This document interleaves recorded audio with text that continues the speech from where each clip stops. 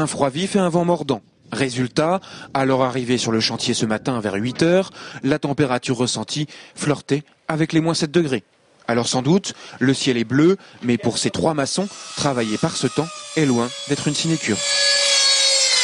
Ah oui, parce que quand on se retrouve comme ce matin avec des températures quand même bien négatives, c'est pas facile déjà à se réchauffer quand on arrive sur le chantier. On prend des précautions, on prend des gants, tout ça, mais bon, quand il fait -7, le corps, surtout le jour de la reprise, ça nous change des vacances. Et puis il y a le retard, en dessous de 0 degré, le mortier et le ciment ne prennent pas. Impossible de couler une dalle, sinon elle se fissure et s'affaisse. Bref, il n'y a pas que le temps, certaines opérations de maçonnerie sont également gelées. Tu peux mettre la petite sirène là?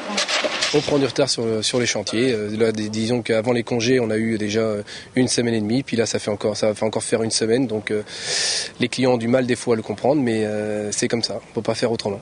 Mais il faut s'organiser. Ici par exemple, cette journée sera consacrée à des opérations qui ne craignent pas les basses températures, en l'occurrence l'étayage et le coffrage du plancher.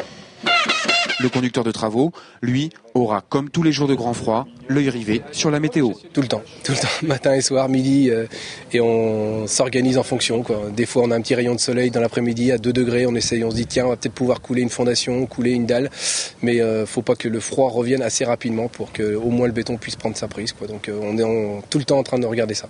Dans le secteur du bâtiment, un grand froid qui s'installe durablement, c'est à moyen terme le risque d'un arrêt complet des travaux.